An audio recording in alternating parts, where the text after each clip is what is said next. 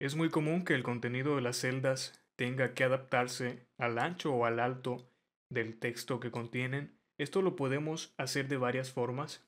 Ya vimos algunas de ellas, como es el hacer doble clic entre las celdas dependiendo de la celda a la cual queremos adaptar al ancho del contenido. Voy a hacer esta celda más pequeña para recordar en qué consiste esto. Vemos cómo la palabra septiembre no se alcanza a apreciar porque el ancho de la celda es más angosto que el ancho del propio texto. Excel puede adaptar el ancho al texto más largo que contenga la columna, que en este caso es esta palabra precisamente, septiembre. Entonces voy a hacer doble clic. Primero tengo que colocar el cursor en esta zona que es entre las celdas. Al hacerlo aparece el icono de esas flechas que ya hemos visto. Cuando aparezca hacemos doble clic y automáticamente se adapta el tamaño como estamos viendo. Lo mismo pasa con las filas. Cuando el texto no cabe, voy a simular que no cabe haciendo más pequeña esta fila. Notamos donde dice peras que no se alcanza a ver bien e incluso los números aparecen casi a la mitad. Entonces lo que vamos a hacer es lo mismo, pero en este caso con las filas. Voy a hacer doble clic y vemos cómo se adapta. La adaptación siempre deja un margen que se alcance a apreciar. Voy a hacer el zoom un poco más grande. Esto lo vimos también en otro video. Vemos cómo a los lados de la palabra septiembre hay un espacio en blanco. Este es el margen. Excel así lo deja para que tenga una mejor apariencia, porque si lo adaptamos exactamente al ancho del texto, se vería como muy apretado todo, como estamos viendo.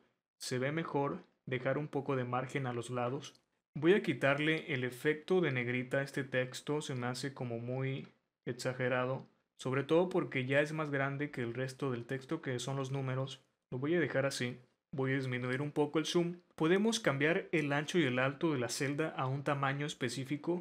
Si hacemos clic sobre cualquiera de estas columnas o cualquiera de las filas, voy a hacerlo en la columna D, haré clic derecho y vemos cómo aparecen algunas opciones, entre ellas una que dice ancho de columna.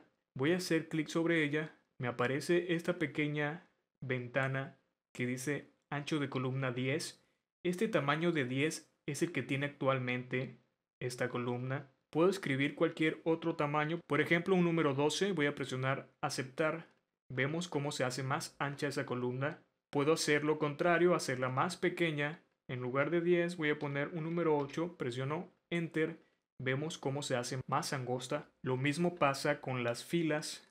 Hacer clic derecho sobre ellas, seleccionar alto de fila y seleccionamos un valor en esta zona. Voy a escribir un 20, se hace un poco más alta. Podemos hacerlo con varias filas o columnas al mismo tiempo.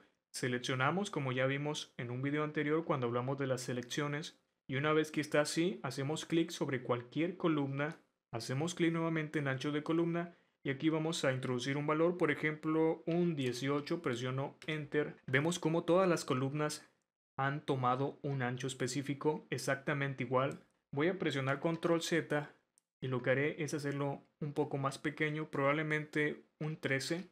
Con esto ya tengo un ancho más pequeño, que no esté tan ancho, simplemente que se alcance a apreciar el texto más largo, que en este caso es septiembre. Se ve bien, así lo voy a dejar. Lo mismo podemos hacer con las filas, como dije, seleccionamos todas las filas a las cuales le queremos aplicar el ancho, no quiero esta.